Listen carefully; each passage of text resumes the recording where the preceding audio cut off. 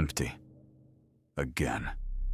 I stared at the kitchen cabinet, the one that might have held pasta or rice in it at some point. Now it was just dust and torn label scraps. The anger balled my fist up before I could stop it, and I slammed it into the cabinet door. The dull thud echoed through the empty apartment. Idiot. Heart kicking hard. They could be close. The guests. Or worse, the people this hell had broken. The ones who'd cut your throat for a single can of stew. I couldn't make noise. I couldn't afford to. I wiped the sweat off my forehead and listened. Silence. Only a faint, muffled drone somewhere beneath it. Wind through a shattered window, or a groan from the next apartment over. Hard to tell the difference anymore. I was in a 9-story building on the edge of the city. The place was a skeleton, picked clean. Total waste of a trip, I thought. It had taken me a long time to get here. 8 miles of back alleys and side streets, staying well off the main roads. The blocks around our building had been stripped long ago. Storefronts with burned-out windows, pharmacies with swept shelves, apartments where people used to live. Anything worth taking had been taken before I ever arrived. The scraps I found, a box of salt, a can of peas, a few candles. I hauled back and sent down to Lauren and Lily. Kept just barely enough for myself to make it to morning. Lauren still wouldn't open the door. Still wouldn't let me see Lily face to face. Ethan, I can't. I'm not scared for me. I'm scared for Lily. Her voice shook when she said it. Same way it had that first night I knocked. I'd tried to reason with her. It's me. If I wanted to hurt you, would I be standing outside this door week after week? I'd have found an easier target a long time ago. But she wouldn't move. So I settled into the apartment 1 floor above. Easier to get food down to them that way. No water, no electricity. Power went out weeks ago. The only thing still counting for anything. Candles, matches, and battery flashlights. We survive however we can. I lower food and water to Lauren and Lily in an old bucket I found, rigged to a rope out the window. Sometimes Lily sends something back up. Drawings, lopsided stick figures with huge eyes, little houses with hearts floating from the chimneys instead of smoke. Or notes in her uneven 7-year-old handwriting. Daddy, I miss you. Every time one of those comes back up in the bucket, something turns over inside me. I keep them folded under the mattress like they're the most valuable things left in the world. Because they are. They're the only reason I keep walking out into this. Today, I had to push farther than usual. Our supplies were disappearing too fast. The farther from home, the higher the odds of running into the guests. But there was no choice. I'd worked through this building floor by floor, apartment by apartment. First unit, an overturned couch and a dried brown puddle. Second, cobwebs so thick the place looked like it had been empty for years, not weeks. Third, an empty cigarette pack. And down the hall to this kitchen. Nothing. Not a single crumb. The one thing I'd managed to find in one of the units, a pair of batteries I pried out of a TV remote. I hoped they still had a charge. I took the stairs down, stepping as carefully as I could manage, palms sweating. I raised the shotgun, pressed the stock to my shoulder, and peered through the gap of the lobby door. Outside, darkness. But I could make out the cracked asphalt, the overturned dumpsters, the bodies, and nothing else moving. I slipped out, back flat against the wall, and held still, reading the night. Since making it from the cabin to the city, I'd lost track of the days. All of it had been unrelenting. The guests weren't going anywhere. If anything, there were more of them now. They drifted through the streets, knocked on doors, reeling in anyone still breathing. And scavengers like me, people with enough nerve to go outside, got hunted right on the pavement. Once I came across a body near a supermarket. A man around 30, both arms gone, both legs, eyes gouged out. The guests weren't just killing anymore. They were doing things to people. Cutting, flaying, taking their time, playing. This was as close to hell as anything I could have imagined, and the street was certain death. But without food, we were certainly dead anyway. I scanned the street one more time, left to right. Nothing moving, except a pack of rats. Fat, bold, completely unafraid, working their way down the sidewalk like they owned it. Because they did. They owned this city now, same as the guests. I watched one of them, the size of a small cat, drag something in its teeth that looked very much like a human finger. How long before I'm setting traps for those things? Cracking bones over a candle flame? Given how fast our food was disappearing, not long. I pictured Lily looking up at me. Daddy, do rats taste good? Something wrenched hard in my gut. No, baby. We are not getting there. I won't let us. Then, about 50 yards ahead, a sign caught my eye. Cypress Cafe. Maybe something was still inside. I didn't let myself think too long.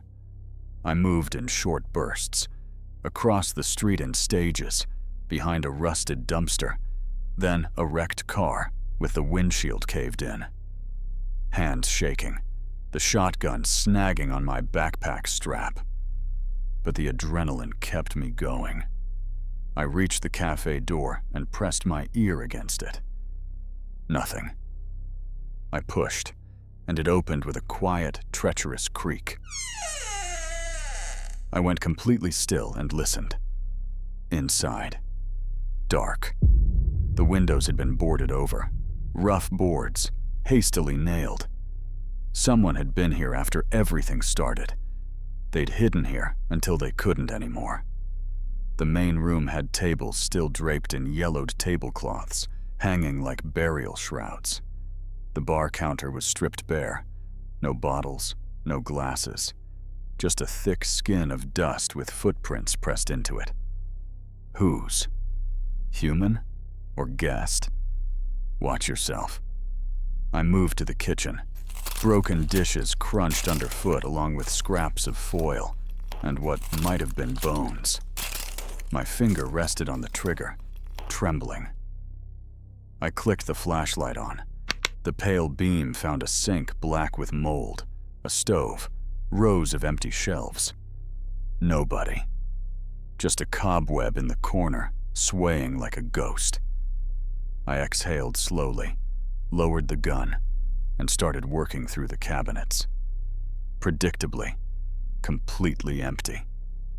All I found was a swollen can of corn and a box of tea bags coated in green fuzz. But then one drawer in the cabinet stopped me, locked, with a tiny keyhole punched into the front. Whatever was in there, someone had considered it worth protecting. Maybe food, maybe water. I looked around for something to work it open with, came up empty. Tried my pocket knife, blade too thick. I was about to cut my losses and leave when something clicked in the back of my head. I went back out to the main room, walked to the register, and lifted it. There it was. A small key lying in the dust underneath. I was back in the kitchen in seconds. Key in the lock. A soft click. And the drawer slid open. My head went light. 3 cans of beef stew. 2 cans of pork and beans. Unopened packs of crackers beside them. Real food. An actual find. I swept everything into the backpack before my hands had finished shaking. I'd check the dates later, but they looked fine. One more thing in the drawer. A thick stack of bills, completely useless now, and a photograph. A man, maybe 40, silver at his temples, a warm smile, arm around a teenage girl. Behind them, a gleaming gold fountain catching sunlight. The girl was laughing, head thrown back like she had no idea anything bad could ever happen. On the back, in faded ink, Niagara Falls, 2002. Somebody's dad. Somebody's daughter. Probably both gone now.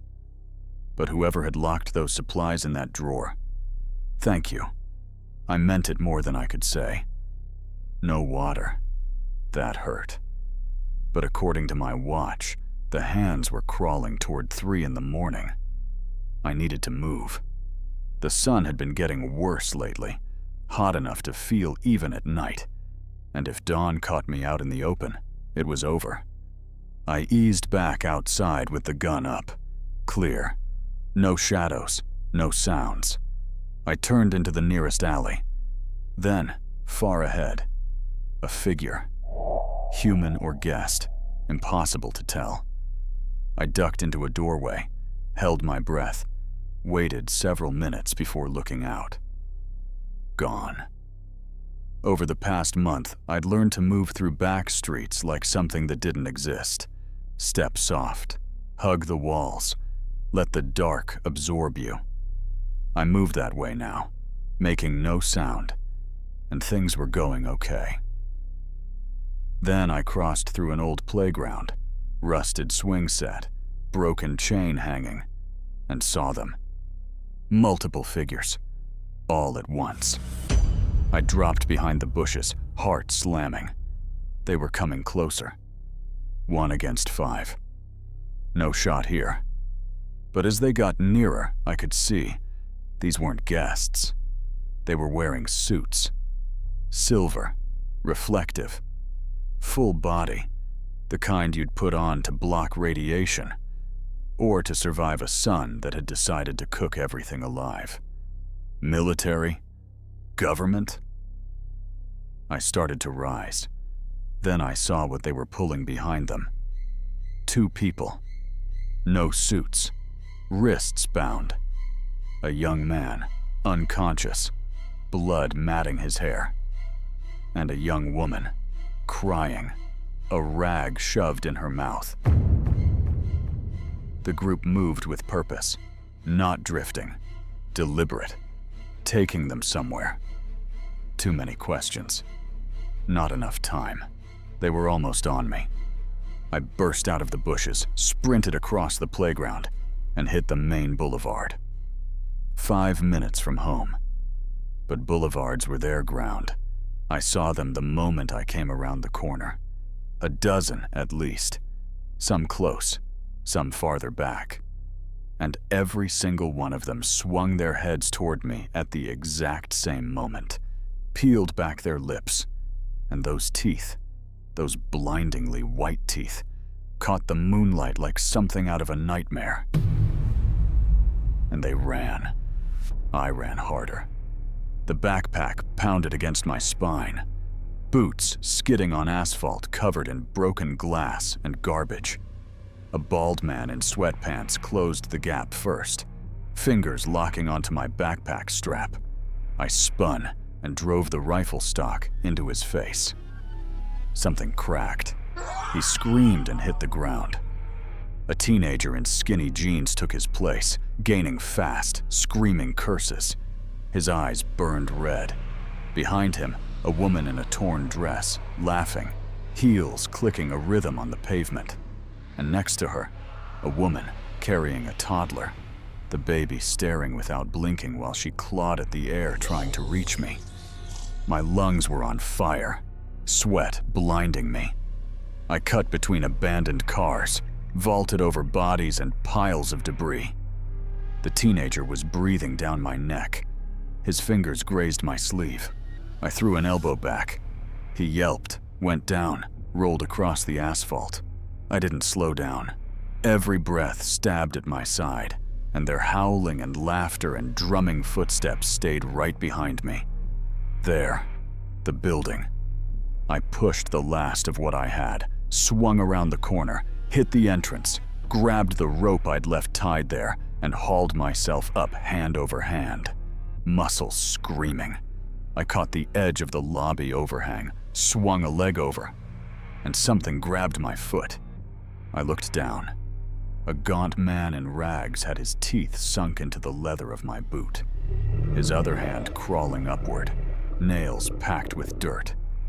One more second, and the rest of them would be here, pulling me apart, piece by piece.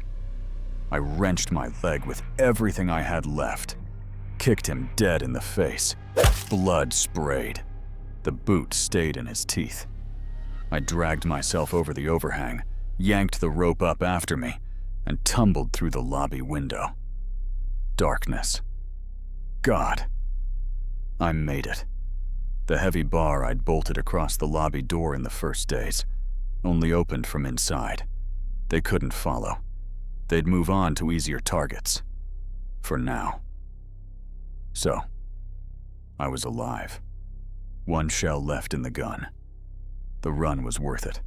Aside from the scrapes and the rattled nerves and the missing boot, we were good. I needed to get food to the family. I needed to eat something myself. My legs barely existed anymore. On the way up the stairs, I knocked our signal knock on Lauren and Lily's door. And right away, Lily's voice, bright and immediate. Daddy's home! Something warm moved through me. Upstairs, I divided the food into the bucket, keeping one can of stew and one of pork and beans for myself, and noted grimly that only 2-liter bottles of water remained. I hadn't found any tonight. Tomorrow, I'd need to figure something out, or that was it for all of us. I lowered the bucket. It took longer than usual for the slack to pull tight on their end. Strange. Lauren always grabbed it right away. I waited. Eventually the rope tugged. I pulled the empty bucket back up, locked the window, and dropped into bed. In the dream, I was strangling someone. At the same time, I was choking myself, on smoke or on fear, I couldn't tell which.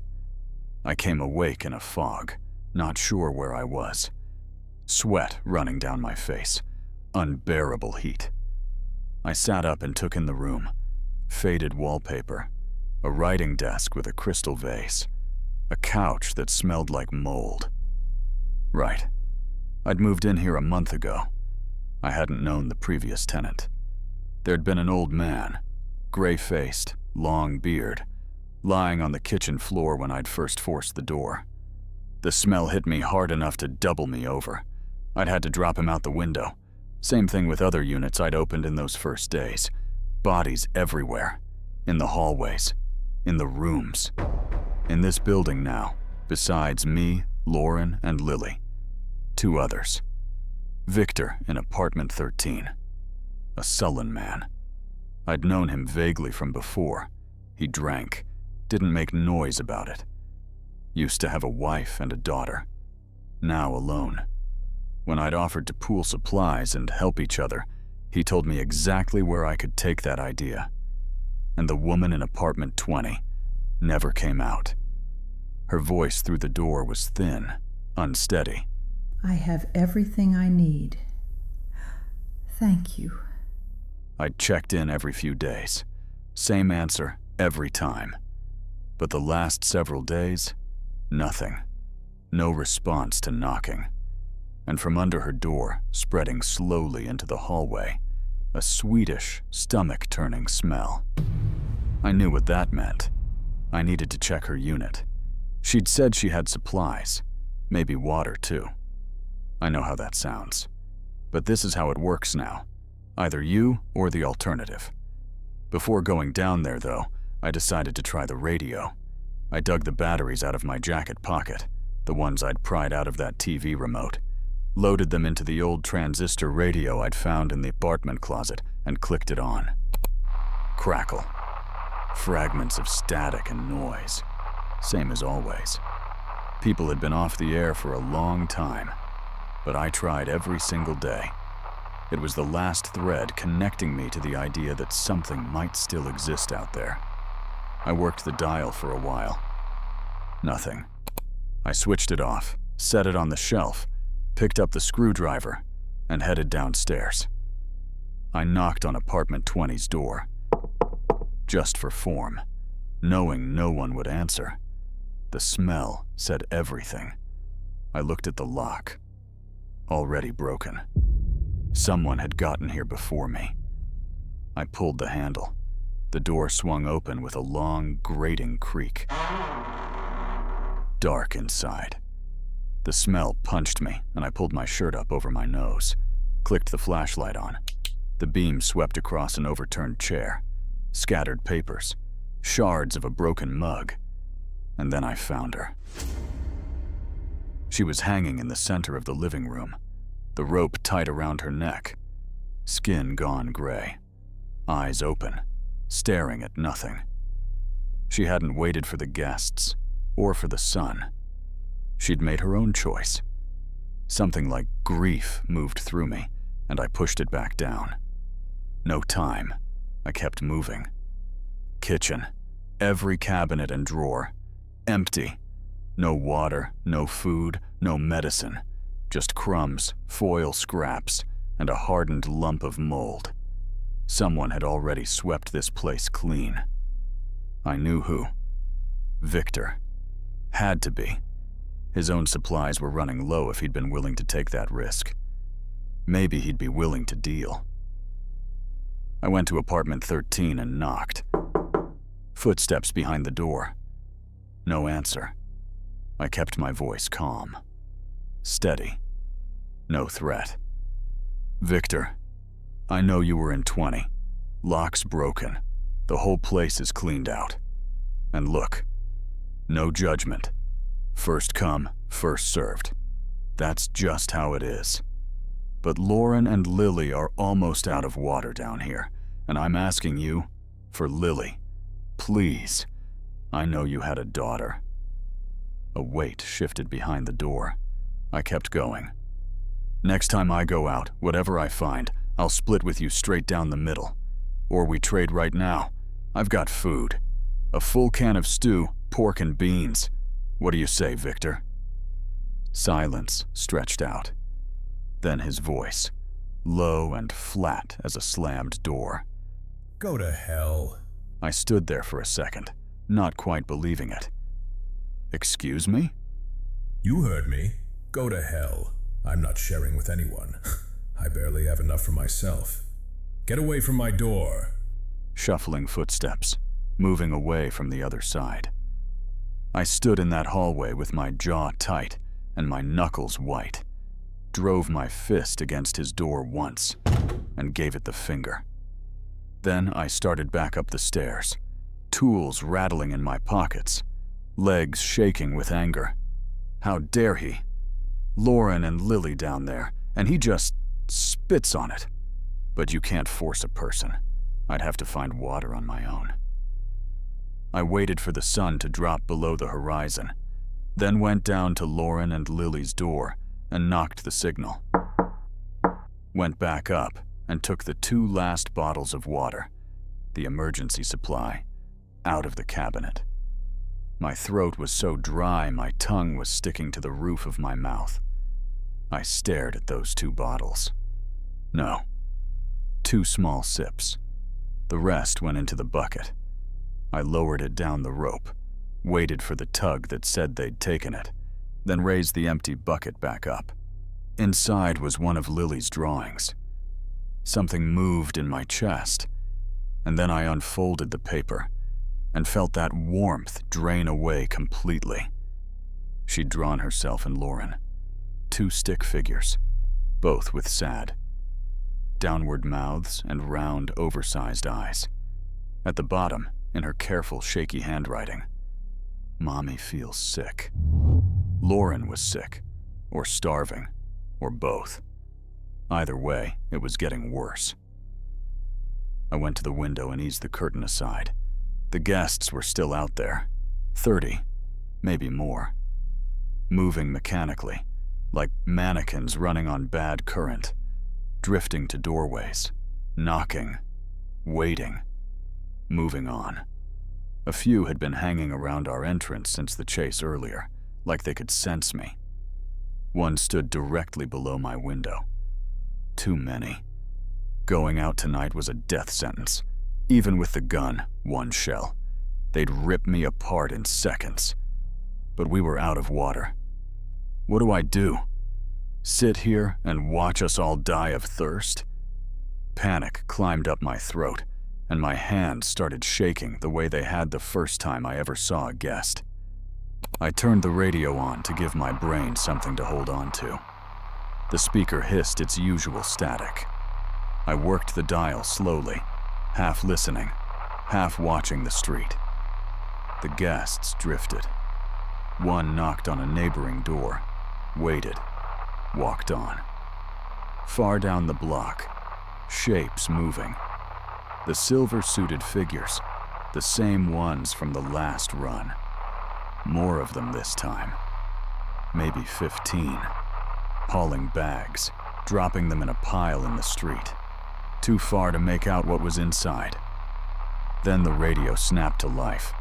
I nearly dropped it. A flat, monotone voice, repeating slowly. It's Rosa's birthday. She blew out the pink candles. She's 3 today. We invite you to the party. I grabbed the notepad off the table and wrote it down, hand shaking, pencil scratching hard against the paper. It's Rosa's birthday. She blew out the pink candles. She's 3 today. We invite you to the party. I read it back. Then again. A code. It had to be a code. My heart was pounding now. Was there actually a shelter out there? Survivors who'd found a way to reach each other? I looked out the window again, where the suited figures had been standing. A fire burned now. High, bright, the flames reaching upward, a thick column of black smoke rising above them. They stood in a perfect ring around it, perfectly still. What were they burning? The image sent ice through my blood. I forced my eyes back down to the notepad. Rosa's birthday. Pink candles. 3. I murmured the lines out loud, turning them over, getting nowhere. I told myself, food is still here. I can postpone the next run until tomorrow. This buys time. Think. I sat with it a while longer, and at some point, without meaning to, I was asleep. Something drove into my chest. Hard, sharp, sudden. I came awake gasping and looked straight up into the barrel of my own shotgun. My heart stopped. I lurched upright, but a voice cut the air like a blade. Don't move. Victor stood over me. One eye squinted shut, cheek pressed to the stock, the muzzle pointed right between my eyebrows. He'd gotten in without making a sound. I hadn't heard a thing. I'd let my guard down for one night, and now here was the consequence, looking at me down the length of my own gun. Where's the food?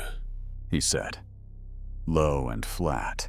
You said you found stew. Where is it? I opened my mouth. The cold steel pressed harder against my forehead. Every word died in my throat. I swallowed, then gave a short nod toward the corner of the room, the locked metal box where I kept the supplies. The key. His eyes didn't move off mine. I reached slowly up to my neck. On a cord, the same place I always kept it. I worked the knot loose with my fingers, hands trembling so badly I could barely manage it, and held the key out. Victor snatched it. In one smooth motion, he stepped sideways toward the box, crouched, worked the lock one-handed, while the gun stayed trained on me. The lid opened. He didn't say a single word, just swept everything inside into the dirty canvas bag hanging from his shoulder. The stew, the beans, the crackers, everything I'd found at the Cypress Cafe. He took it all without looking at me once. Then he straightened up, walked back over, looked me in the eyes, and spat on the floor. Then he raised the shotgun and swung the butt hard across my head. The pain exploded, white, then black, and the floor came up fast. I came back in pieces.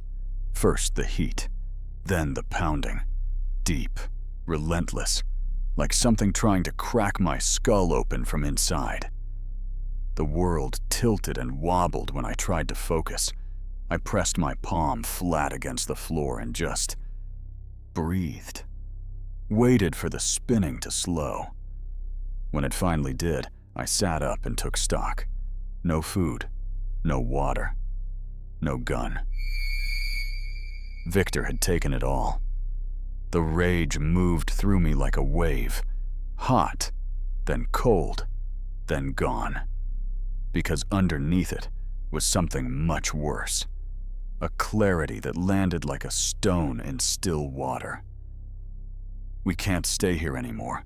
If Victor had done this, if he'd broken in, held a gun to my head, and walked out with everything, then tonight had changed things. Tomorrow, he might not leave me breathing at all. And if he'd come up here first? Lily, Lauren. The thought hit like a fist. What if he went to them next? I was on my feet before I knew it.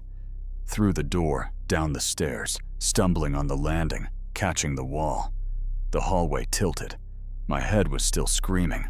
I didn't care. I came around the corner to their floor and stopped. Their door was intact, undamaged, lock still in place. I pressed my hand against the frame and breathed. Okay. I knocked. The signal, the one only Lily knew. 1, 2. Pause. 1. Silence. I knocked again, louder. Lily, sweetheart, it's Daddy. Open up. A long pause, and then small footsteps. Light, quick, unmistakable. Footsteps I would know anywhere. The lock turned. The door cracked open. And there was my daughter. I hadn't seen her face in so long. I was not ready for what I saw. She was pale. Not pale. White. The color of paper. Thin in a way that was hard to look at directly. Her eyes were red and swollen from crying, enormous in her small face, underlined with shadows that had no business being on a 7-year-old. She was holding a candle stub, the flame trembling between her fingers. Without her mother's clothes, she looked smaller than I'd ever seen her. So much smaller. She looked up at me, and for a moment, neither of us moved. Then she stumbled forward, wrapped both arms around my leg, and pressed her face against my knee. Daddy? Her voice was barely a sound. I crouched down immediately and pulled her against me, feeling how her whole body was shaking, how thin her little shoulder blades felt under my hands, how she clung to me like she was afraid I'd disappear if she let go. Lily, are you hurt? Did anyone... No, She shook her head, face buried against my shoulder. I'm okay. I stood slowly and stepped inside. The apartment was dark. Our apartment, mine and Lauren's before I moved out, unchanged from how I'd left it. The same gray walls, the same furniture in the same places. Lily's drawings covering every surface like wallpaper.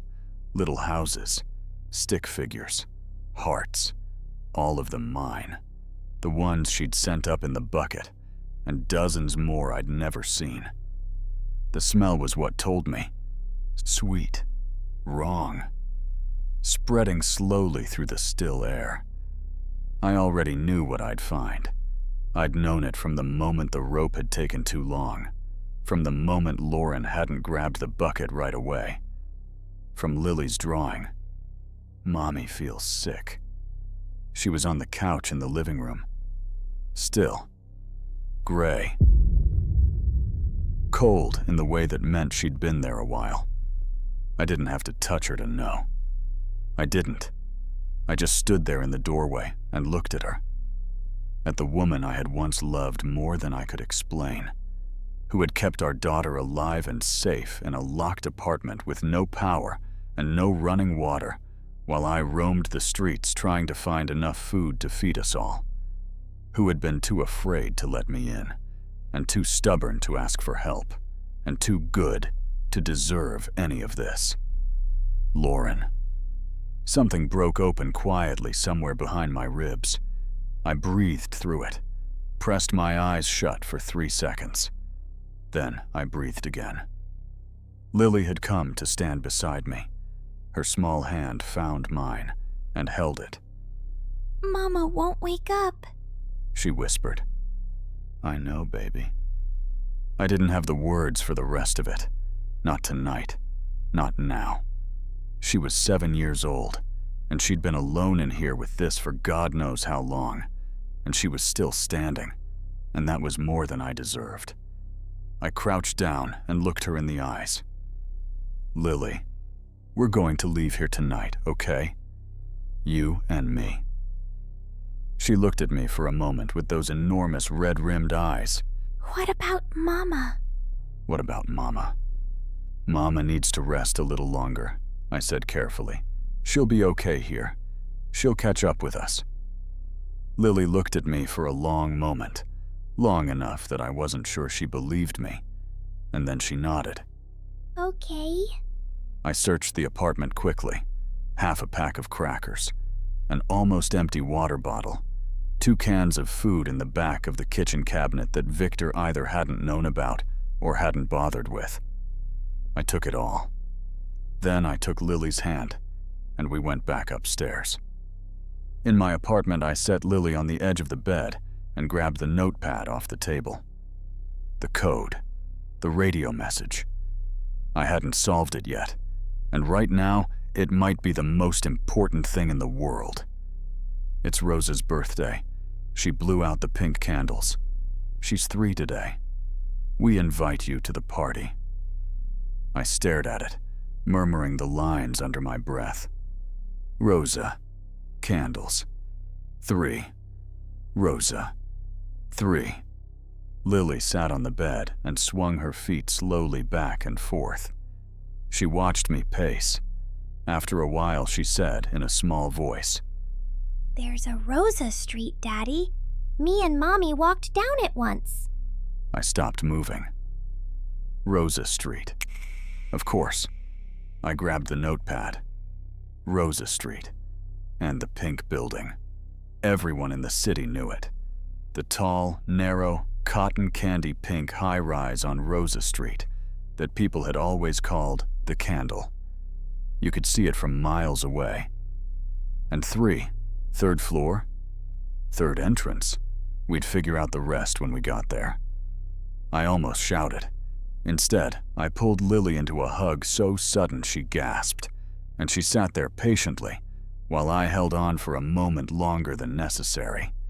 If there was a shelter out there, real survivors, a real place, then we still had a chance, an actual breathing chance. I spent what was left of the time packing.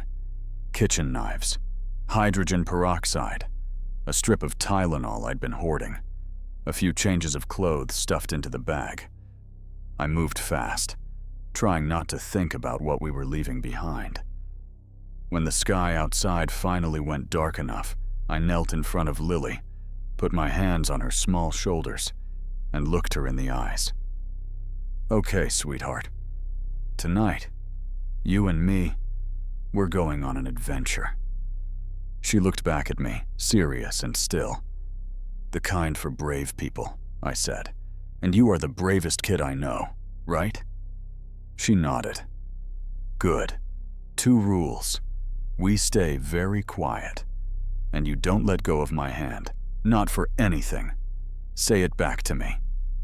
Stay very quiet, She said carefully. and don't let go of your hand. That's my girl. I went to the window one last time. Fewer guests on the street than last night. It was possible. We could thread through them. We had to. I looked toward the floor below one more time. I thought about Lauren. About leaving her there in that apartment. About the fact that I would never be able to explain to Lily, not tonight, maybe not for a long time, what that meant and why we had to go. I thought about Victor in apartment 13, about his footsteps walking away from his own door, and his bag full of our food, and the shotgun he'd taken from me, and the fact that he'd left me alive only because it was easier than dealing with the mess. At the lobby, I lifted the heavy bar off the front door and set it aside. Then I pushed the door wide open and left it that way. The guests would find it. They'd see an open door and they'd come in. And they'd find apartment 13 on their way. I know how that sounds, I thought. I'll live with it. Lily slipped her hand into mine, her small fingers wrapping around my palm, and looked up at me one last time before we went out. I squeezed back, and we stepped out together into the dark.